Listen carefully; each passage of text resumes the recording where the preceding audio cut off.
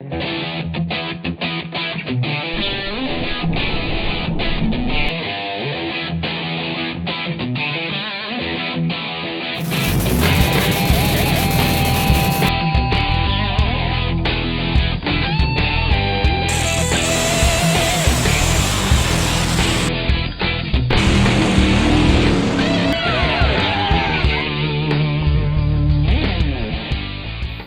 we want to show you the next part of building a fuel car, I guess it is.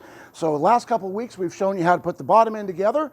Last weekend was getting the cylinder heads on and the manifold on, and now we're down to the electronics. So join us tomorrow midday for our work day here at the shop to do the last part that we're kind of missing. There's kind of a big section missing right here. Where's the mags? So this guy has dual mags that we run that are MSD Mag 44s. They are back here on the shelf right now.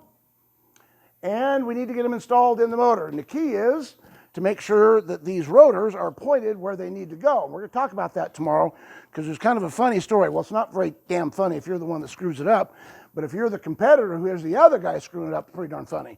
So we'll talk to you about that tomorrow, and that's making sure the mags are on 180 out. That happens to most of us over the career. So we're going to show you that tomorrow. We're going to also show you our quick change that we've got. We developed this in 2019. Russ Parker and I worked on this for the points boxes. So we've got 2 points boxes, 2 coils, and we've got a quick change to be able to swap that out with our spares that we got ready to go.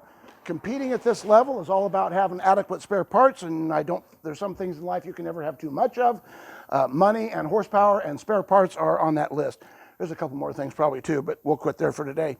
So like I said, Russ and I developed this in 2019, and I got to be clear, when I say Russ and I developed it, what that means is Russ built it and I said, that's really cool. So that was how we did it.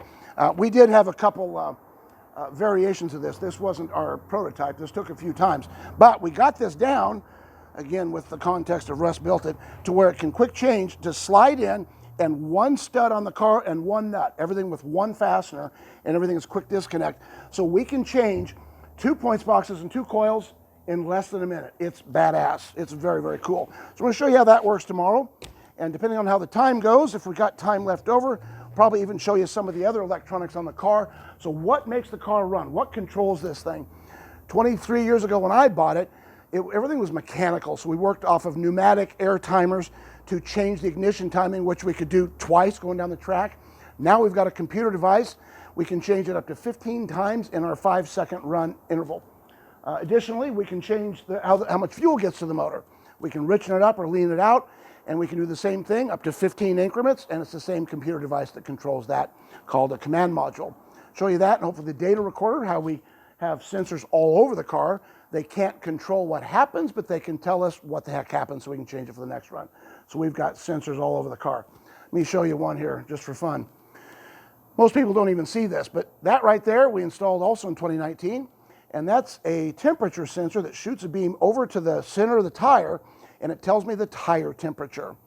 We've also got one down here that will tell us the track temperature, and that's way down there, and that'll shoot right down to the track and tell me what track temperature is. Now we measure that manually with an infrared gun, but the infrared gun doesn't record anything.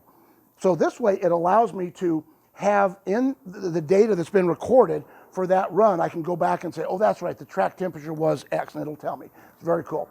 There's lots of other sensors all over the car too. Those are just a couple.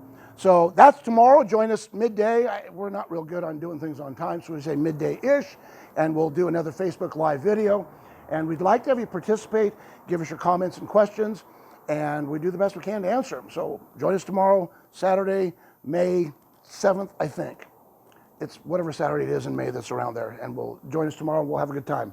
Thank you for hanging out with us today, and we'll look forward to seeing you all tomorrow.